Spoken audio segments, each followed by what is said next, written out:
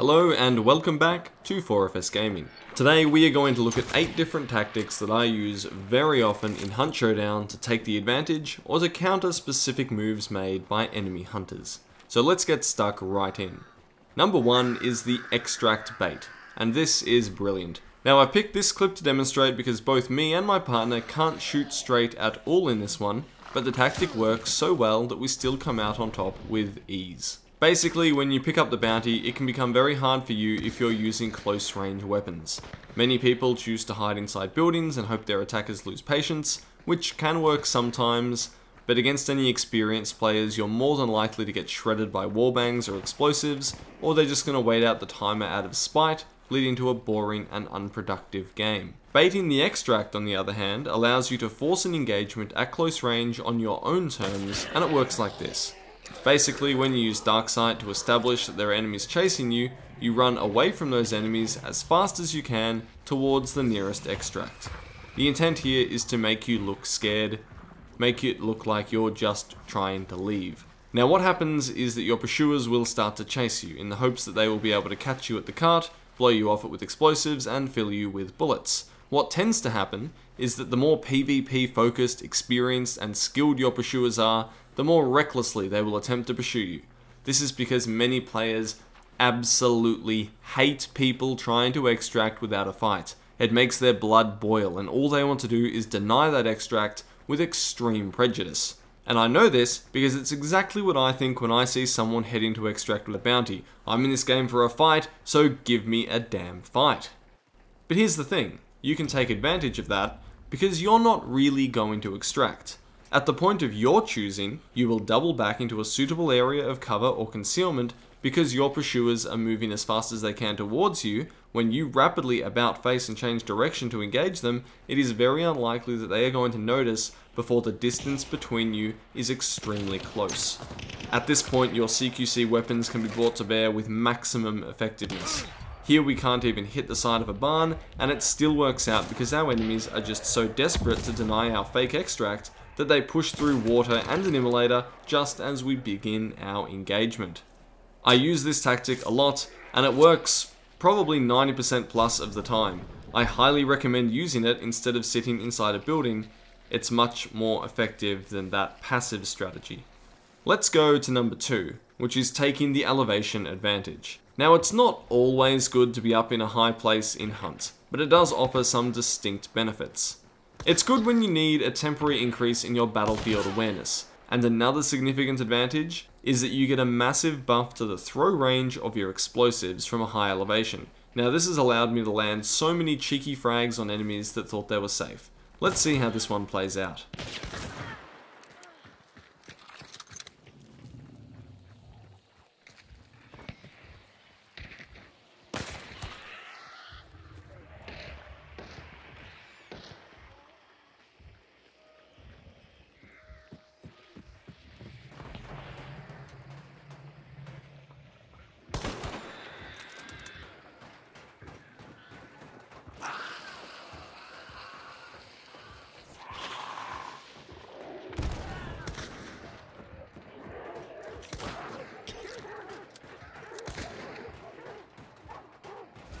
The third tactic in today's toolkit is probably more of a skill, and that is to learn to airburst your explosives. This means that you want to cook your grenade perfectly so it blows up just above your targets, or just before it hits the ground. Of course, you'll have to get a good feel for the fuse time, but it is well worth it.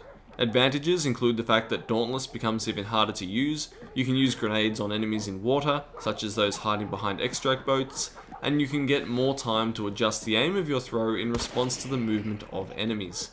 Additionally, small pieces of terrain, like a half disemboweled horse, have been known to completely block frag explosions. Detonating a meter or two above the ground negates the risk of unlucky blockage of your shrapnel. In this clip, I'm able to airburst a grenade so it can damage a target on the other side of this building without it dropping harmlessly to the ground.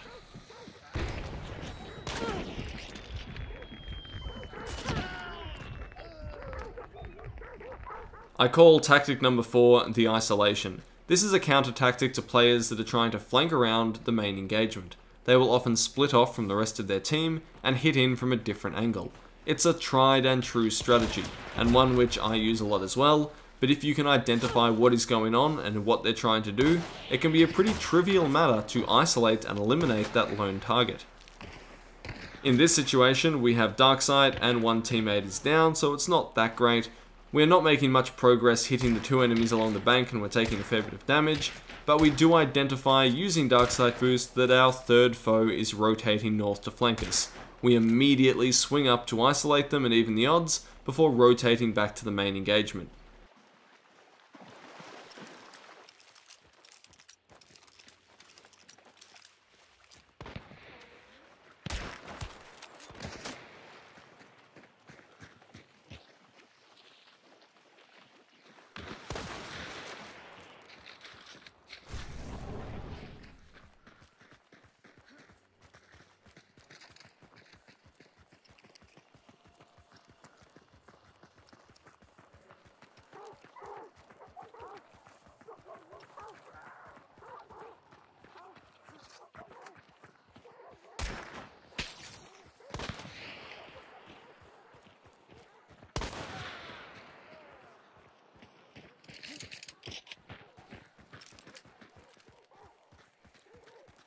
Now the key here is speed. We didn't have much time to do this before the enemies down at the bank realised and then pincered us from the south. What gave us so much time was the fact that the body of our teammate was there and they wanted to pick up bounty and loot, so that probably slowed them down.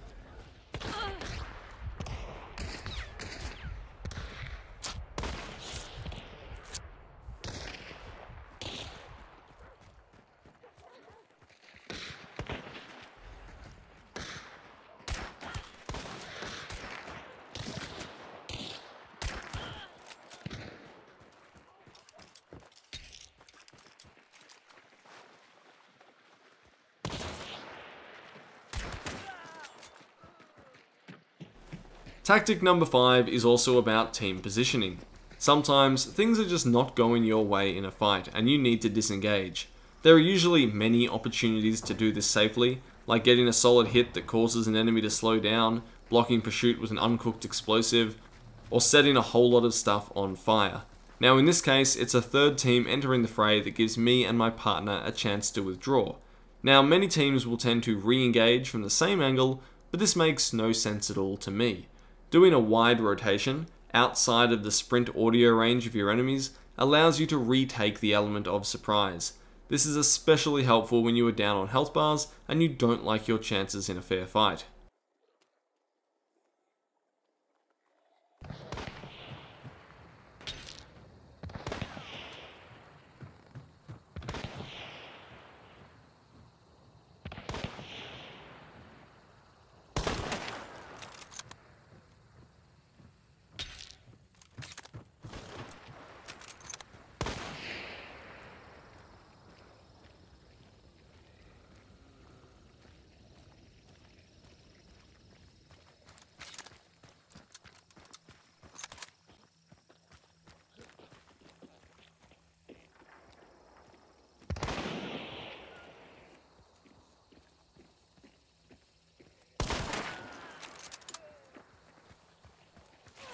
Tactic number 6 is about having balls of steel. Usually in Hunt, when you are low on health and the pressure is on, running, evading and healing becomes a pretty big priority. However, sometimes holding the line on even a slither of health is the way to go, especially if you have a potent CQC loadout. When good players injure an enemy, they tend to act aggressively. They push in hard to secure the kill, making the most of the opportunities that they have created. Now you can use this against them, simply because when they're sprinting in, it will take a slight delay before they can shoot as their gun needs to come up and ready. Note that this does not apply to melee rushes, but we'll talk about that later. Taking to a corner with a shotgun, fanning, or even a knife gives you a pretty good chance of downing one or even two enemies as they rush in to eliminate your weakened hunter. Now this only really works if you hear running footsteps towards you and closing that distance as soon as you get hit. If you hear a frag get pulled out, then you need to run.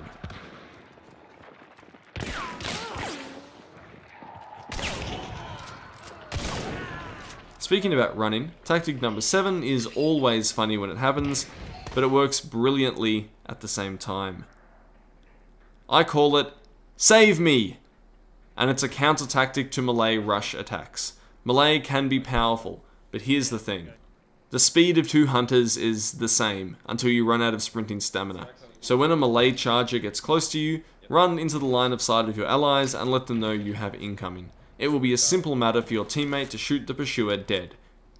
The real trick is letting the person with the melee weapon get close enough to make them think that they have a good chance of catching you. If you're not panicking, you're probably too far away. Once they are close enough to almost reach you with that saber, then their bloodthirst tends to apply a little bit of tunnel vision to them.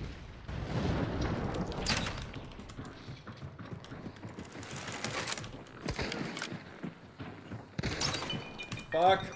Help me. Running. Help, Dan. Dan, here. Got him. Finally, tactic number 8 is a nice offensive move, suppressing fire. The thing about Hunt is that sometimes when you hit an enemy at medium range, the shot can feel a little bit useless. The target heals and then you're back to square one. Very few fights are won on the attrition of running out of heals, so what's even the point if it's not a headshot? Well, the thing that people tend to miss is that when you hit an enemy, what you are really doing is applying a movement debuff.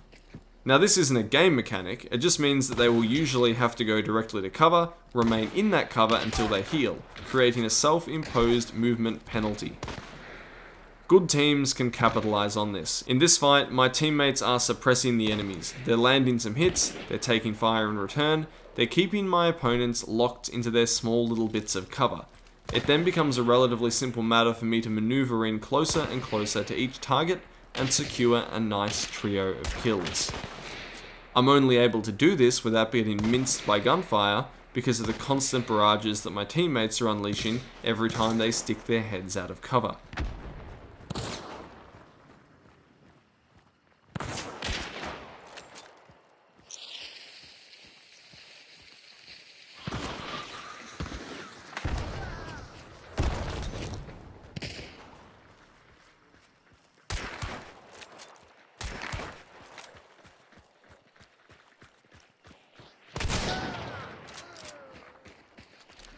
Hopefully at least a few of these will come in handy for you.